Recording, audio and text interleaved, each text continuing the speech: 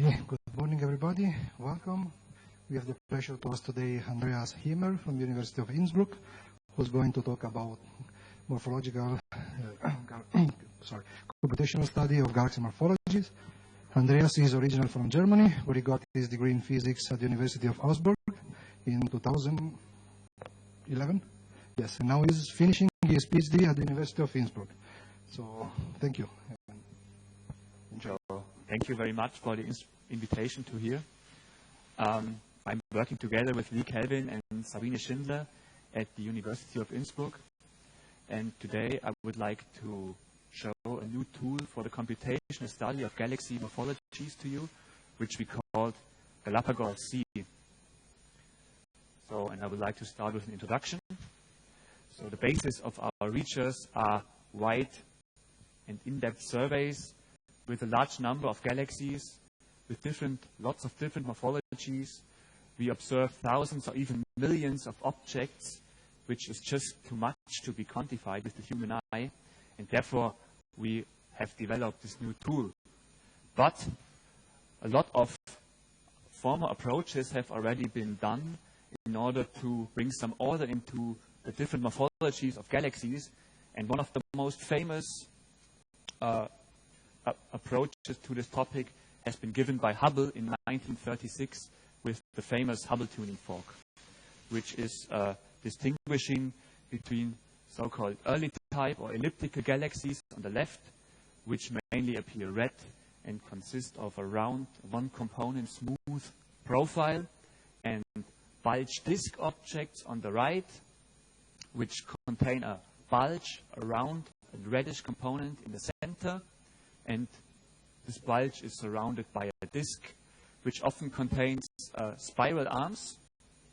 And if it doesn't, we talk of lenticular galaxies. In addition, we distinguish between two types, spirals with a bar in the center and unbarred spirals. And in addition, there exist irregular types. An interesting feature in this Hubble tuning fork is the distribution of color from red to blue, from red on the left to blue on the right, which is an indicator of star formation. So these galaxies mainly consist of red populations, of red stars which are old, and these spiral types are star forming. They are also, their population, their light is dominated by blue young stars, which are hotter and much more brighter. But in addition, however, it has some drawbacks. The Hubble tuning fork is incomplete. It doesn't relate to additional features such as the ring structure in the galaxies, which may appear, or finer structures, and it doesn't care too much about parameters. For this reason, lots of adaptations have been done in the last years, and one of the most interesting ones has been presented by Chris Consolis in 2006. Consolis studied the correlation of galaxy parameters of lots of intrinsic and structural parameters such as color, mass, star formation, and it turned out that we can learn a lot about these systems if we know about the three most important parameters, where the mass is on top of all of these parameters, which is the mass is the most important one. And according to these three parameters, we can draw this classification volume where all of the galaxies find their place in it. For example, the ellipticals at the high mass end with a low star formation, intermediate interaction rate. The Hubble tuning fork is also reflected in this volume with the late type spirals towards the low mass end and high star formation rate. Also, dwarf galaxies find their place in it, and the evolution of S0 galaxies is also indicated. And other exotic types also can be found there. This is just one adaptation amongst a lot of others, just to give you an idea. And if you want to understand the appearance of all these galaxies and their morphologies, we must consider a lot of physical processes which play together. And interesting list of all these physical processes has been given, for example, by Cormendy and Kennicott in 2004, who distinguish between processes which are more relevant in the early universe, in the top panels, and processes which become more relevant in the today universe and in the future universe. And in addition, it distinguishes between internal processes on the left and processes which are driven by the environment on the right. And just to give a short idea, the life of the galaxy starts with a protogalactic collapse with the initial mass function determines the first parameters, and according to the lambda CDM model of mass growth in the universe, these first objects interact with each other via gravitation. They are collapsing, merging together, and forming bigger structures. In addition, other processes are occurring, for example, ram pressure stripping, where a galaxy is traveling at high speed through the intracluster medium, feels kind of a wind by this gas, which does not affect the stars, but affects the hydrogen in the galaxy, and on longer timescales quenches then the star formation with impacts on the further morphology of the galaxy. In addition, we observe other processes such as galaxy harassment, tidal interactions amongst the galaxies, and in the future universe, the mergers became not that intense anymore. We observe minor mergers. And in addition, we observe, even if the galaxy is not in interaction with the environment, if it is in isolation, we observe further evolution just due to aging, which is driven by bar instabilities, by dark matter, for example. And an additional list of processes is related to all of these, such as the star formation, the gas recycling, metal enrichment, and so on. And in order to understand this puzzle, one way to access this is via morphology. And we want to statistically analyze a large number of galaxies as detailed as possible. And one approach to this is given by our code, which we called Galapagos, which is written in C, so Galapagos-C. And on the following slides, I would like to give an overview of the code. So Galapagos must be provided with input imaging survey data. And this is controlled by a user setup script, by a simple setup script, in order to run this code. And what it does first is it detects the sources using a widely used code in astronomy, which is called source extractor. Unfortunately, fortunately, modern surveys are rather deep and cover also a wide range, a wide area. So source extractor, which is nearly 20 years old now, is not able to detect all the sources within one run with a simple setup script. So we have to overcome this problem with approach which consists of several steps. So in the first step, source extractor, a code which detects flux peaks above background noise, detects only the bright and large sources. And in the next step, which we call, this is called the cold mode, the next step, which we call the hot mode, source extractor detects also the faint sources, but to the cost of splitting up these bright sources. So the hot mode alone would not be enough to provide a complete detection result.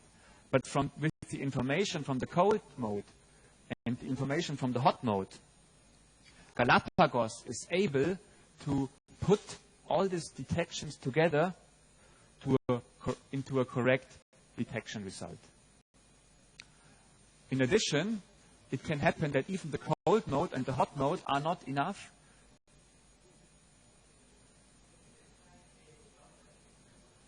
the user must give a radius which enlarges the Cronin ellipse of the cold detections. And each detection within this radius is erased, which can sometimes also falsify, which is not perfect. I do not say that this is the perfect way to do, but Galapagos also allows for intermediate setups where the user can fine-tune the detections. And if the user uses not only a cold and a hot, but also an intermediate setup, Galapagos can disentangle all the detections perfectly, or rather good, and we can fine-tune these parameters in order to get an appropriate detection result. So this was the first block of our code. In the next step, Galapagos automatically removes multiple detections from the same objects which might arise from overlapping imaging tiles. In the next step, it extracts a standalone image region for each primary source of interest, for each source, which is necessary for the further treatment of the object, for the profiling. It automatically estimates a local sky background noise, which we have shown is superior to the source extractor sky or to the GALFIT sky. And with all this pre-work information, we use another code which is widely used in astronomy, which is called GALFIT, in order to fit mathematical functions to the light profiles of these galaxies and to quantify them mathematically. This fitting algorithm then provides us with the most important parameters, for example, the magnitudes, the positions, the sizes of the objects, and all this information is then compiled together into a source catalog, where the user can then work with and use all these parameters and do science with. So, just to give you a more detailed overview of the heart of Galapagos, which is the fitting algorithm GALFIT. This fitting algorithm GALFIT must be provided with a postage stamp for each galaxy image. It fits mathematical models to the primary source of interest. It includes possible neighboring sources simultaneously into the fitting algorithm. It masks out objects which are not relevant on the postage stamp and excludes them from the fitting. And as a final result, it provides a residual image to the user in order to quantify whether a fit is good or not. In this case, we only use a simple model which is radially symmetric and does not trace the structures which are not radially symmetric. Yeah, and the result of this fitting algorithm are then morphological parameters. In addition to this radial symmetric profile, GALFIT is also able to model asymmetric shapes. It is also able to model the components of the galaxies, such as the bulges or the disk, in standalone profiles. And we will make use of this. I will introduce this in the further slides. But the basic profile, which we fit galaxy profiles with, is the Sérsic function. So the Sérsic function is an exponential function with the Sérsic index n as the most meaningful parameter. So the Sérsic index n describes once the steepness of the profile, but also the concentration. An important profile is the Sérsic index of 1, which refers to pure disk-dominated systems. This is the pure exponential distribution of light, whereas more concentrated profiles, such as the profiles of elliptical galaxies, are mainly approximated with higher Sérsic indices. These galaxies have a high concentration and at the same time a large area. In addition, all the components of the galaxies, such as the bulges, the disks, or bars, can also be approximated with Sérsic profiles, so that the entire galaxy profile can be understood as a superposition of all these Sérsic profiles. And that's what we are doing for multi-component fitting, which Galapagos is also able to. So on the next slide, I will talk a bit more about this multi-component fitting and how we approach to it. Galapagos includes an internal algorithm in order to determine automatically how many components a galaxy does consist of. For this purpose, it fits a single Sérsic profile first to each detected source. Based on the information from the single Sérsic profile, it automatically fits then a two-component Sérsic profile to each source again. And based on the fitting results, the fitting parameters and the improvement of the residual from the two-component Sérsic profile, Galapagos can automatically evaluate, based on a logical filter system, whether the second component is meaningful or not. If it is not meaningful, if the fit has not improved and the parameters do not make sense, maybe, the result would be a one-component galaxy. If the fit has improved, Galapagos automatically tries a three-component Sérsic profile and evaluates again whether this third component makes sense or not. If it does not make sense, the result would be a two-component fit, and the galaxy would consist of two components. And the algorithm goes on like this. If it does not make sense, it would add a four-component Sérsic profile. The user can specify a maximum number of components up to which Galapagos should go on with this algorithm. So this is a way to do a reproducible multi-component decomposition of galaxies and quantify them in a reproducible and deep manner. Of course, the logical filter that Galapagos uses must be fine-tuned with user-given values. Here is an example for a two-component object. This is a typical late-type spiral galaxy, which consists of a bulge and a disk. Galapagos starts with a one-component fit. This is the residual of the one-component fit with a single Sérsic component. And next, it tries the two-component fit. We see here that the residual has improved significantly, especially in the central region of the bulge. The three-component fit does not help anything. So the result in this case would be a two-component galaxy, as we can see here. An additional feature in Galapagos is the measure of morphological distortions in galaxies and asymmetric distribution of the light in galaxies. As we see, for example, in this late-type spiral here, a significant more light is here. The extent of the light to this side is much more wider than it is on this side, and we can say that the light profile of this spiral galaxy is significantly lopsided, which is a quite common feature. And GALFIT provides a tool in order to tackle the distribution of this light, which is called Fourier mode fitting. So the single Sérsic radial symmetric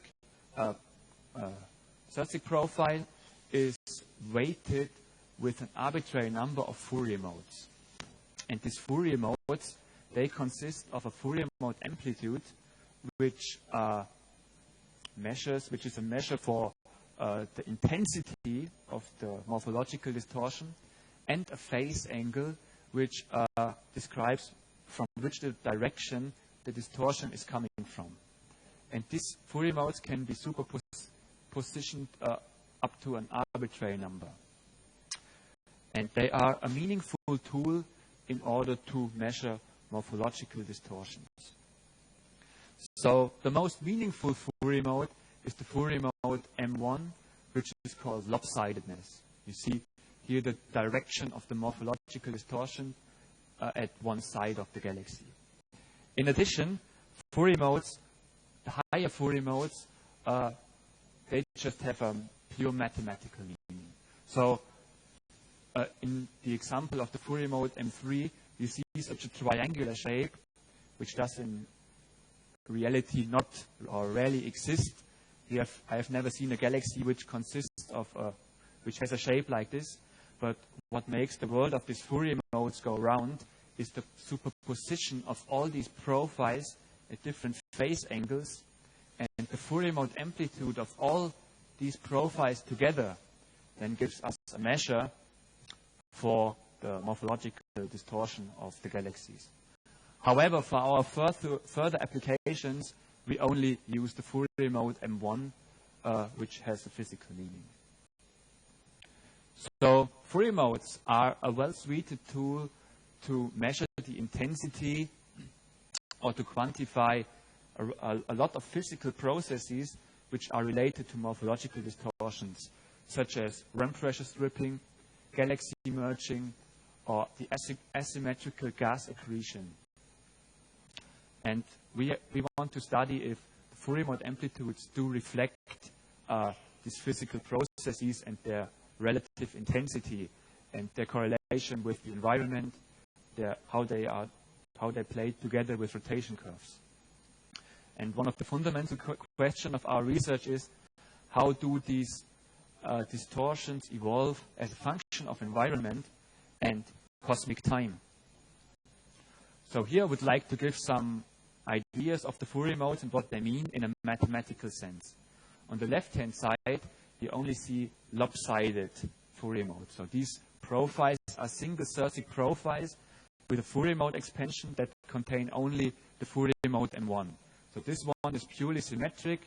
This one has a Fourier mode amplitude of 0.2, 0.4, 0.6, 0.8, minus 0.8. So it's just a turn around 180 degrees. In this example, the Fourier mode phase angle is 55 degrees relative to the position angle. Here it is 0 degrees. Here it is 90 degrees. So we use these profiles for our further scientific applications.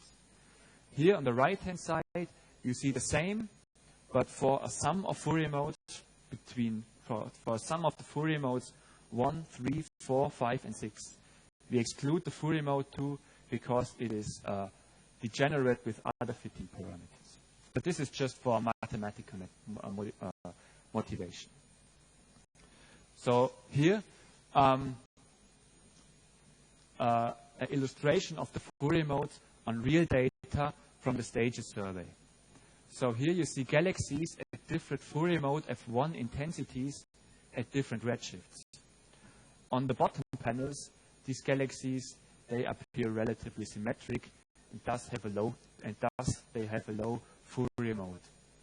The more we go to the higher Fourier modes, the more they appear asymmetric, and the more we go to higher redshifts, we also see the reddening of the galaxies.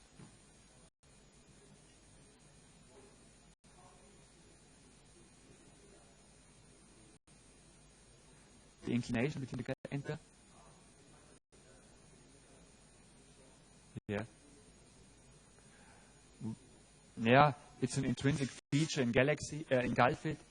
It has some problems with really edge-on galaxies, maybe, but GALFIT just provides us with Fourier mode intensity. It's a mathematical algorithm.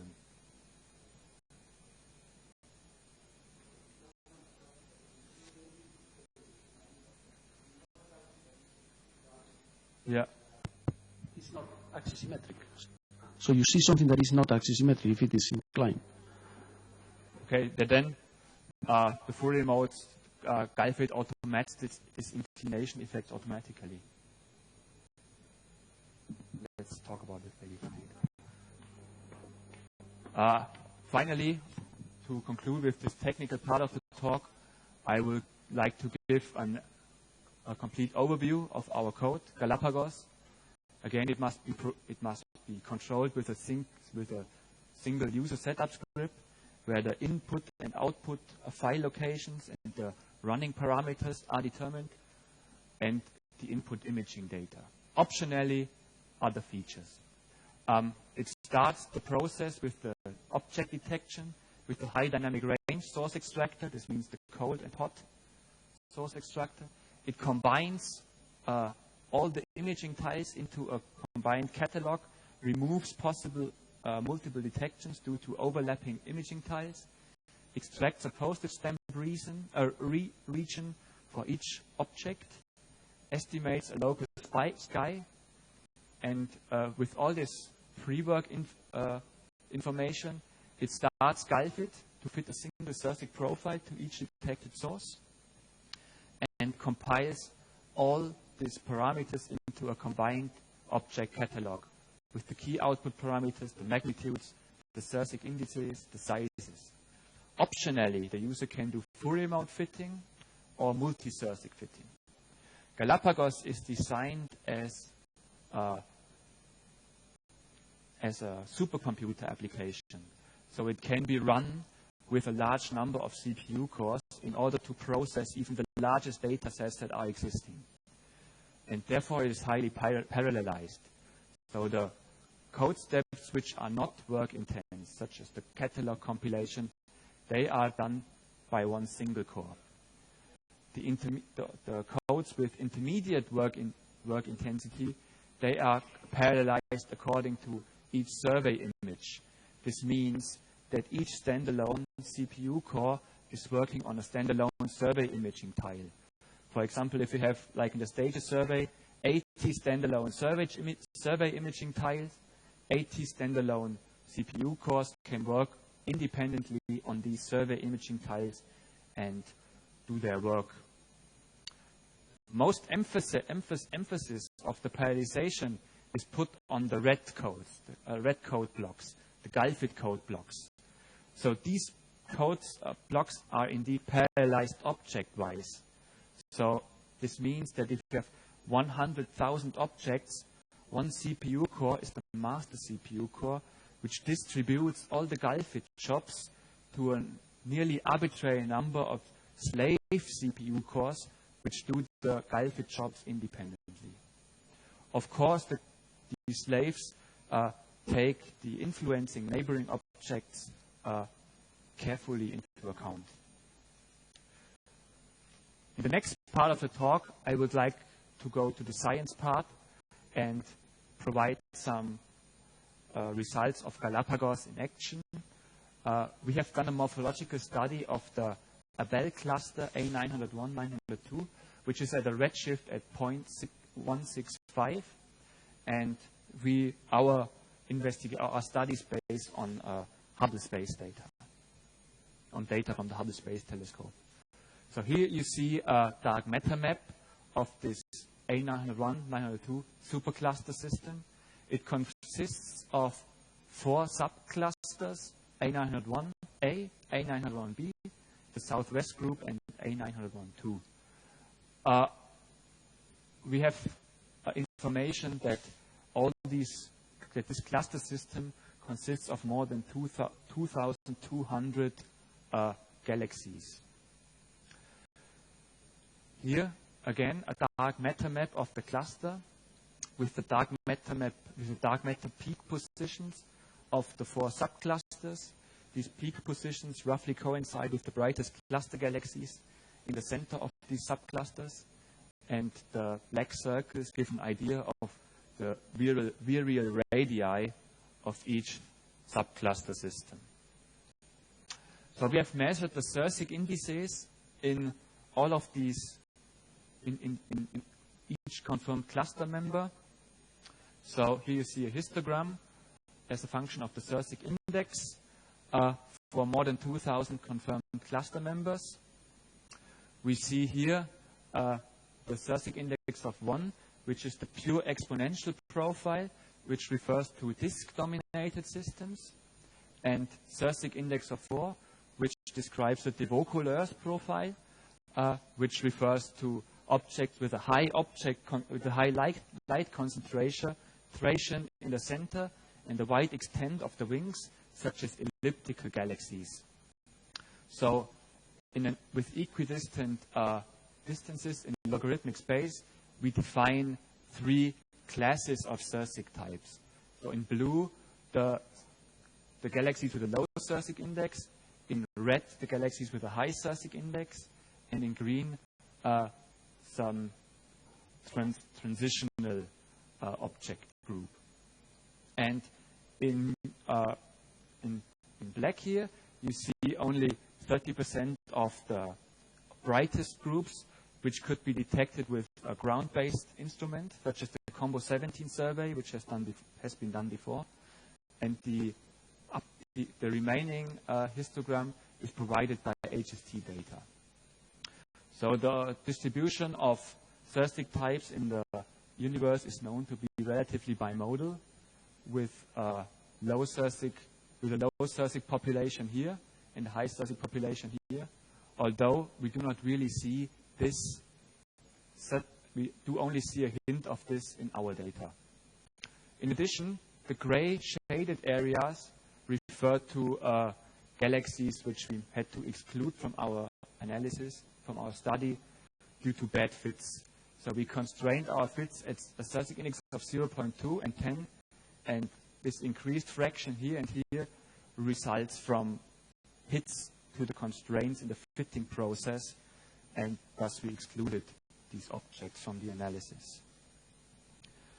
So in addition, we have classified all these objects visually into galaxies with a disk and galaxies without a disk, or where it is unclear if it has a disk or not. And here you see our three populations: the low Sérsic population, the intermediate Sérsic population, and the high Sérsic population. So the galaxies with a disk and a low Sérsic index, mainly this sample mainly consists of late type disk with a very small bulge and a prominent disk. And the more we go to higher Sérsic indices, the more we arrive at early type systems.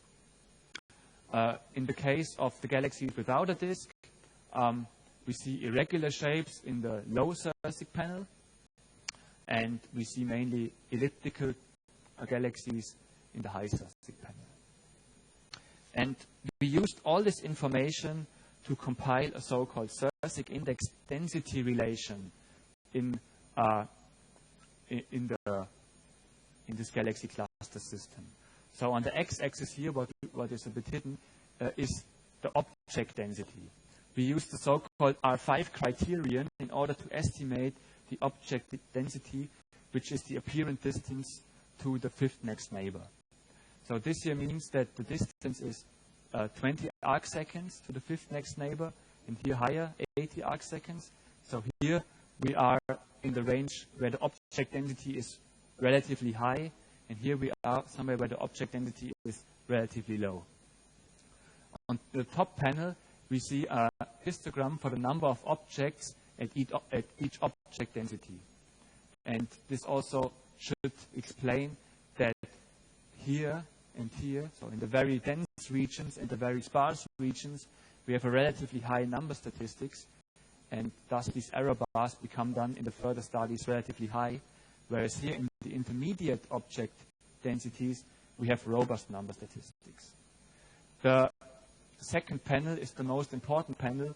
This is the Sérsic index density relation. So the objects with a high Sérsic index are much more common in dense regions, and they significantly decrease throughout sparse regions. So in dense regions, roughly 35% of all the galaxies have a high Sérsic index, whereas in sparse regions, only 15% of the objects have a high Sérsic index.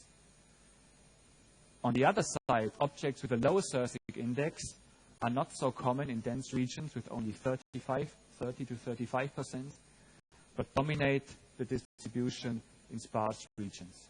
Interestingly, the objects with an intermediate Sérsic index follow rather exactly the trend of the objects with a high Sérsic index. The lower histogram provides an estimate of the fraction of the galaxies with a disk. So the galaxies with a low Sérsic index mainly have a disk. In average, 60% of the galaxies with a low Sérsic index show a disk, but only 10 to 20% of the galaxies with a high Sérsic index show a disk. Interestingly, the fraction of disks is relatively constant and independent from the object density. Next, we have studied the whole Bell 901, 902 population with regard to the object asymmetry. We have used the Fourier mode F1, the lopsidedness, in order to quantify the asymmetry of objects as a function of distance to each subcluster center. So on the x-axis here, you see the distance in virial radii for each of the 4 subclusters. So 1 would mean that the object is located exactly at the virial radius. 0 would mean that it is located in the center. So these triangles here in the center refer to the brightest cluster galaxies. In addition, the colors here, they give an estimate of the stellar mass of each galaxy. And what we do see here, that there is a significant correlation of the Fourier mode intensity with the stellar mass. So the high mass system, the ellipticals, they mainly are relatively symmetric, have a low Fourier mode intensity, whereas the galaxies with a low object mass are on average much more asymmetric. And this feature is common to all 4 subclusters. If we plot these 4 plots together in one diagram, we can see a clear trend of the evolution of the Fourier mode intensities. So this shows the median of all the Fourier mode amplitudes in equidistant bins. The lower panels are the 25% limit, and these are the 75% limit. So we see a clear trend from symmetric and massive objects in the center to more asymmetric and morphologically distorted objects at larger cluster radii. We have done the same investigation for the in order to study the correlation with the color. So here you have an estimate for the color, so for the B minus V. So blue objects are also shown in blue, and red objects are shown in red. And we also see a distinct correlation of the distribution of the Fourier mode intensities in the cluster with color. Interestingly, the correlation with the Sérsic index, low Sérsic types are shown in blue, high Sérsic types are shown in red, is not so distinct.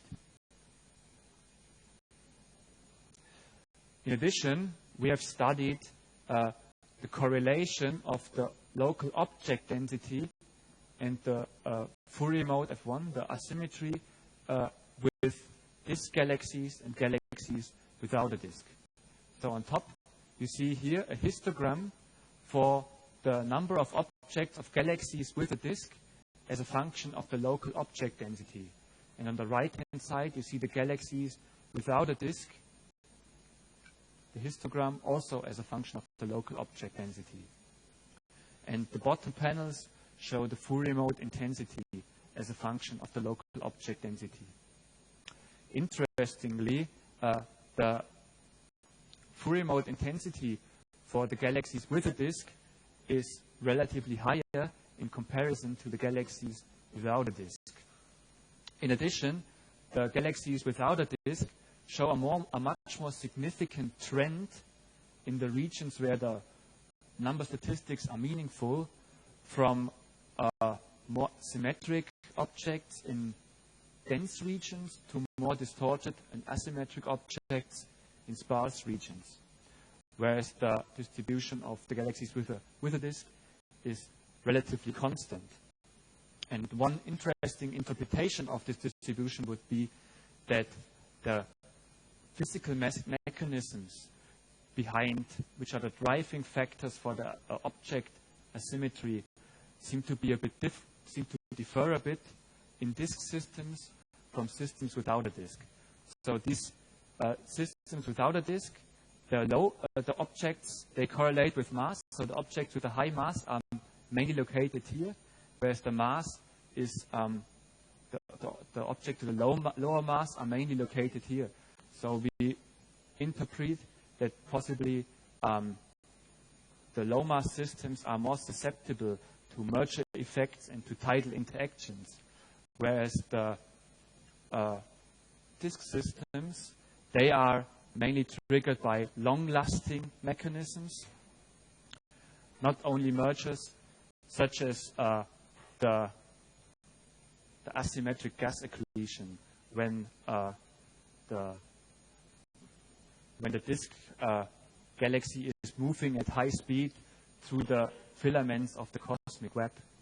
So this plot supports the theories of others that gas accretion must be one of the main triggering forces for the lopsidedness in disk systems. Finally, I would give an outlook for the further work of what we are planning to do with Galapagos, and the most promising step in this context is the inclusion of color into the fitting process. So the group of Stephen Bamford has provided another fitting algorithm, which is called GALFIT-M, which can simultaneously fit multiband data. And from this data, we can learn much more about the stellar populations in the various galaxy components. For example, here you see an example. In the monochromatic data, we would possibly think that both objects are ellipticals. But the color information helps us to disentangle that this is more a lenticular galaxy, whereas this is indeed an elliptical galaxy. And only the color information can help us to fit the standalone stellar components in the disks or in the bulge and disentangle these components and give us a more detailed insight into the evolution of the galaxy components. So, to end up with a summary, we have developed a code which we call Galapagos-C, which automatically quantifies the structural parameters of galaxies in a statistical way. It measures the parameters, the morphologies, and allows to do physics with it. For this purpose, it combines the widely used algorithm source extractor in order to detect the sources, and GALFIT in order to fit the light distributions of the galaxies with mathematical profiles. And this allows us to get statistical access to the morphological parameters for a large number of for a large number of objects, and this code can even process the largest data sets. We provide a single-Sérsic fitting of galaxies. We provide a multi-component decomposition, and Galapagos is also able to measure the morphological distortions and the intensity of the asymmetries. And this allows us then to study the evolution of the galaxies, the morphologies with time, and as a function of environment. We have heard about the Sérsic index density relation, which relates the Sérsic index types, the galaxies with a high Sérsic index, to the galaxies with lower Sérsic indices. We have learned that in the dense clustered regions, the distribution is relatively even. So high Sérsic types make up 35%, in the same way as low Sérsic types and intermediate Sérsic types. Whereas in sparse regions, the relations change significantly from 50% high Sérsic types to approximately 60% of low Sérsic types. We have heard about Fourier mode fitting and the distribution of asymmetries in the cluster system. We have seen that there is a significant increase towards larger cluster radii, and we have seen that the disk galaxies are relatively constant, but more asymmetric in comparison to the galaxies without a disk. And we have seen that there are strong correlations with galaxy mass and color. For interested people, we have released a paper about Galapagos-C, and Galapagos-C is publicly available on our webpage. Thank you very much.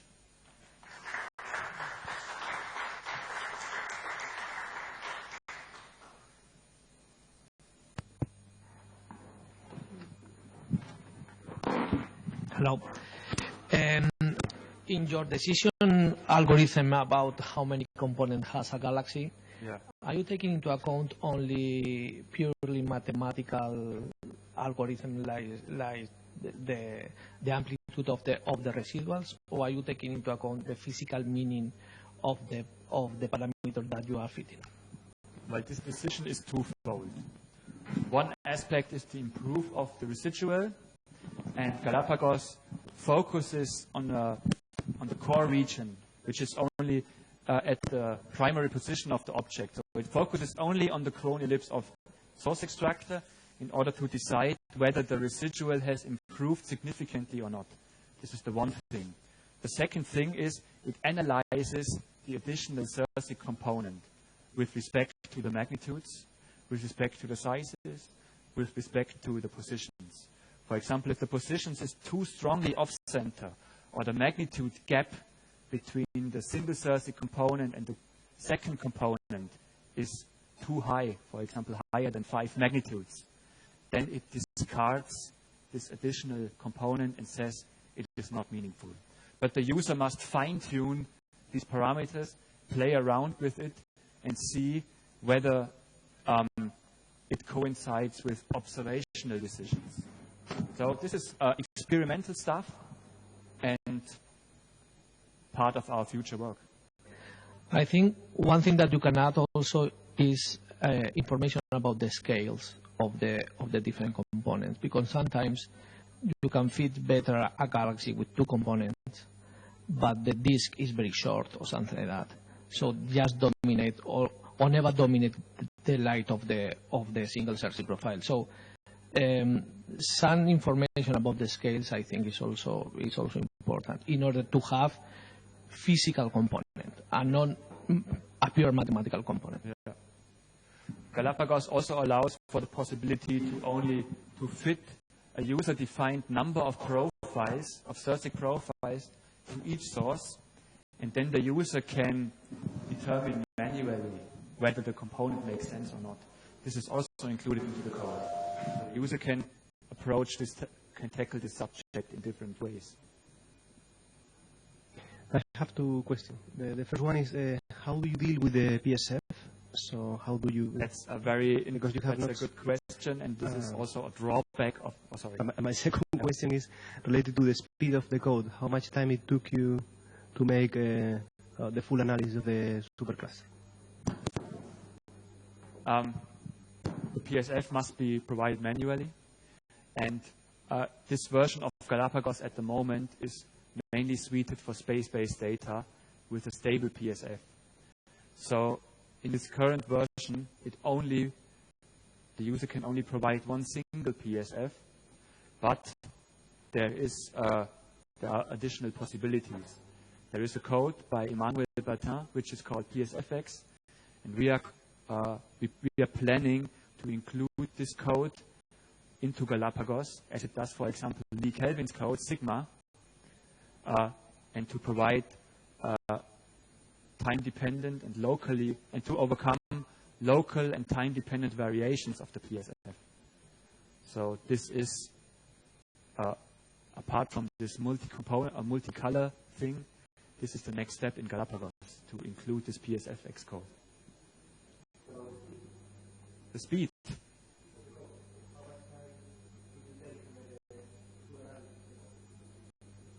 Okay.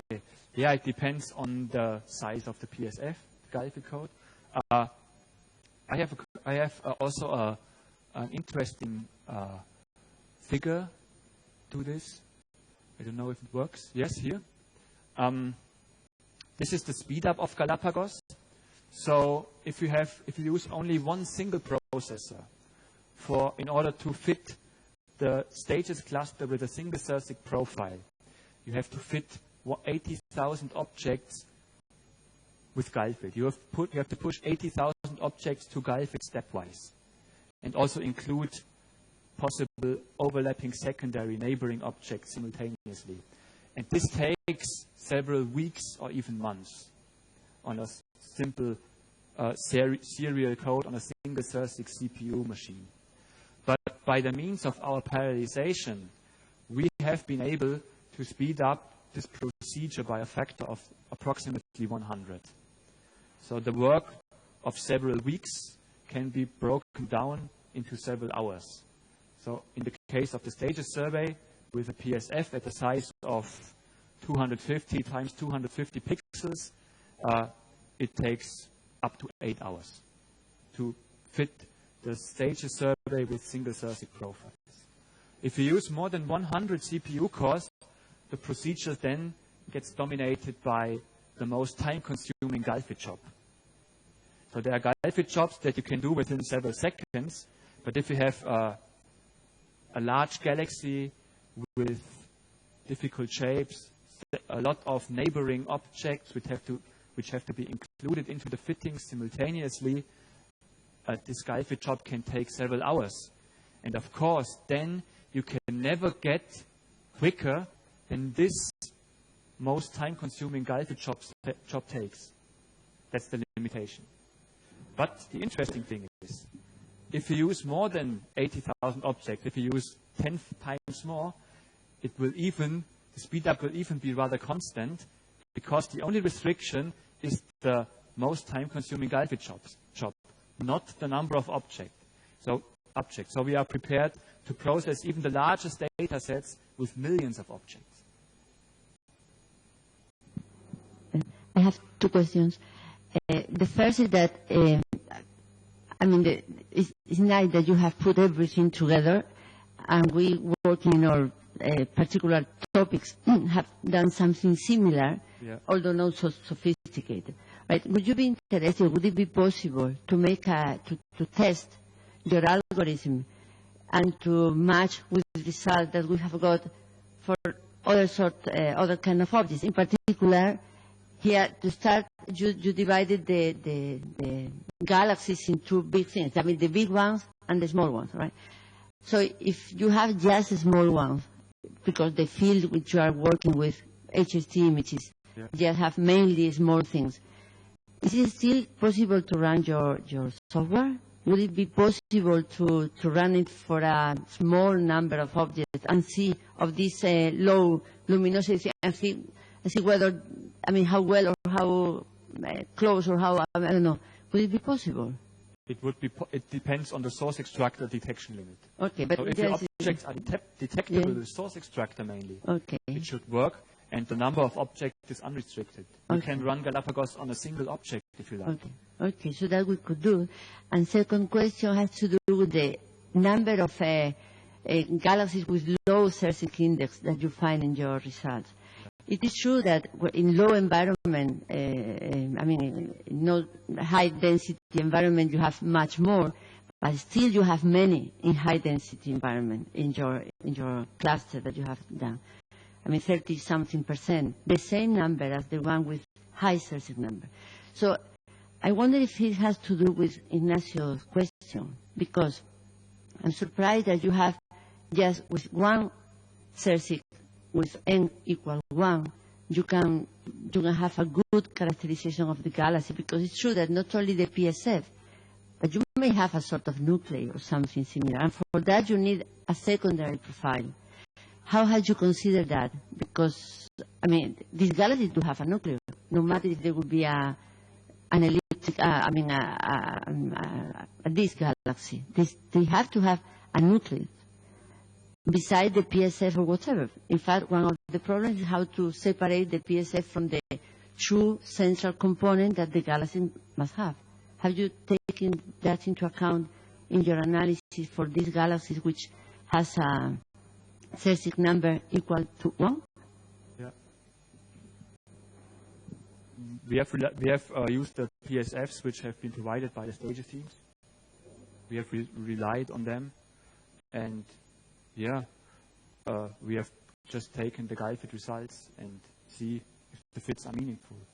So just one Sérsic profile with n equal 1 suffices for fitting these galaxies that you have shown that you have 30-something% in the high-density environment. The plot, you have several, this one, for instance, in the middle panel, although it is true that you have much more blue things in the low density environment, it is also true that you have many in high density environment. So I assume that there the Sérsic index is very low, so you have a disk, and you have just one Sérsic fitted to these galaxies. And the result to me is that you have a very high number of disks in high density environment.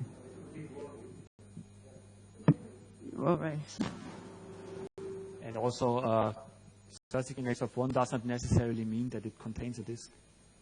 So you see in the blue, you see that only 60% maybe contain a disk. So also a large number of irregular shapes is contained in this plot. So.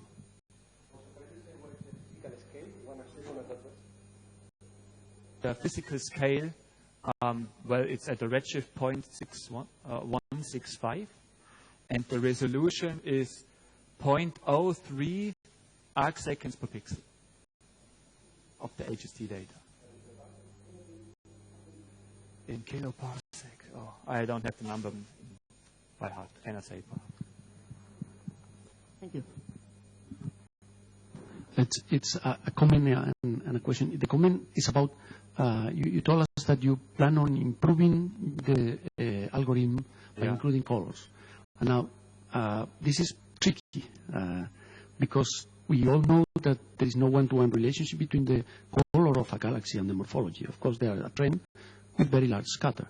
So if you're talking about morphological classification and you include colors, it's not at all clear to me that you will improve anything, really. Because the colors don't tell very often about the morphology.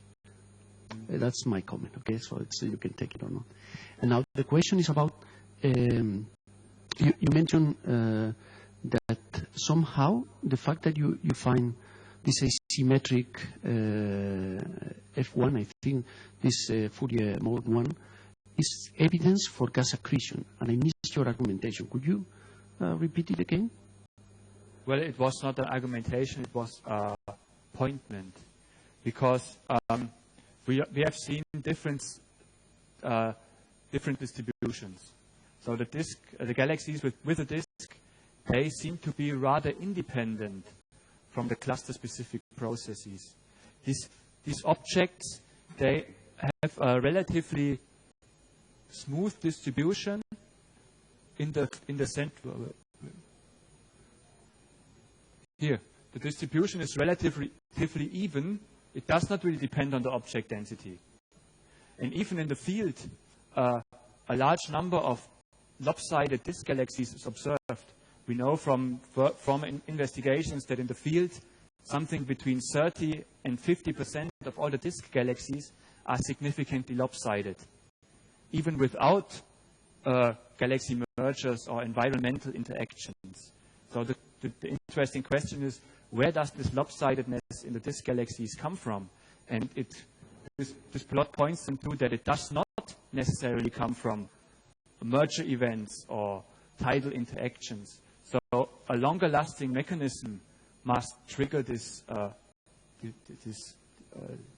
observation. And one of the remaining processes is the gas accretion. Possibly. I do not say that it is so, but it could be. Now I got what you said. But let me say something else, now that I understand the argument, is that you don't expect to have a gas in clusters. Very little. So this gas accretion is something that maybe in the field is going to operate, but this is a cluster. So it's hard to invoke that. That's the reason for the galaxy to be lopsided. Time before it entered the cluster, it has been possibly in the field. Or cluster-specific processes are also contributing to this morphological distortions.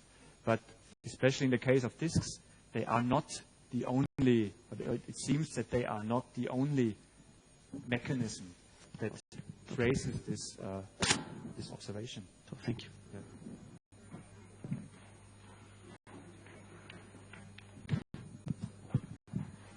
I would like to ask about the part of this extractor, the first part. When you said that you have the sort of a cold mode and the hot mode, and what happens if you are in the original version of the code, which is the, I think you call that the cold one. What happens if you have something like highly disturbed morphology, like which would be already captured like with the double detection in the cold version of extractor? So can you capture that, like meaning that it would be something like really like some tail in there or something like that? Can you still capture that? Yeah, I think if you have a tail which is connected to the cold object and is not detected in the cold mode but is detected in the hot mode, then the tail would be detected as a standalone source, which is of course wrong. We are working on that. We are not completely satisfied with the detection, although it can be fine-tuned that a large number of objects is okay, a high percentage. So your detection will never be perfect. You will always find cases where the computational detection might fail, but that is a matter of work, which we are going to improve.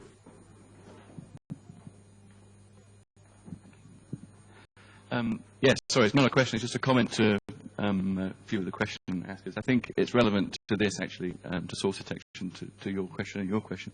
One of the biggest problems in anything we do is object detection. And so this is where we think color is absolutely crucial in detecting these things.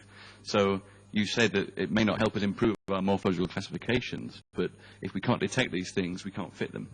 And so that's where we really want to use color. We need that signal. So here, if we're just fitting a single band, you know, we pay our money, we take our chance, right? But if we have 27 wavelengths of the same galaxy, then we can fit them all simultaneously and improve the overall signal at that fitting stage. So that's where we think the color is absolutely crucial, and in helping detect as well. I mean, if we deblend a galaxy into multiple components, that means that our cold mode is not good enough. We need a colder mode. So that's what Andreas has said. You know, you need a, you know, the user has to have some input into this and choose an appropriate cold mode. And just, sorry, to comment on your point as well. Yes, a single-Sérsic fit to these galaxies is not appropriate. Some of these do need multiple components. Some of them need a nucleus, you know, extra PSF core, and many truncations in the outer disk and things like that. This study is more of a pilot study to look at the overall shape of the light profile, and what information we can get from the shape of the light profile, I think, is absolutely crucial sometimes. And here we were more interested in looking at the overall distortions, so by Fourier mode amplitude, the first Fourier mode amplitude. So, yeah, I think we haven't focused on the multi-component fitting here, but it's definitely on our radar to take the point.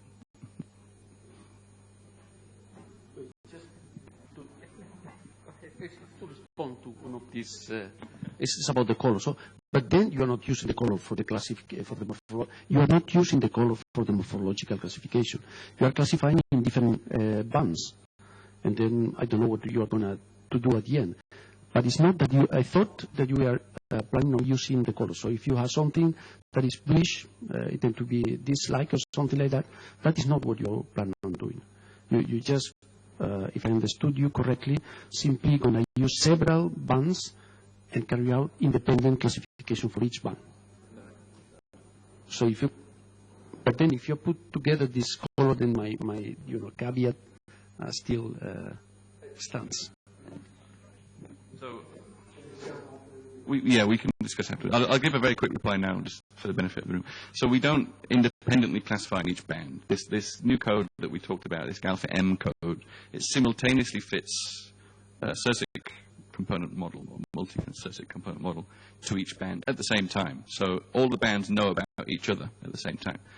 Now, you raise a good question. What do I mean by morphological analysis? Well, of course, we're not going to look at each image visually and morphologically classify that. That might be what you understand. But I'm talking about if we fit a bulge disk model to a galaxy, that's our morphology. It's a bulge plus disk system, so it's a kind of different morphological definition. It's not a classic visual morphology as such. Here we're looking at the shape of the light profile. So there we're going to use color to help us improve our signal to get a better bulge disk, bar, nucleus, secondary disk fit, and so on, which tells us something about the light profile morphology in that sense, but not necessarily the visual morphology. I hope that, I don't know if that makes sense.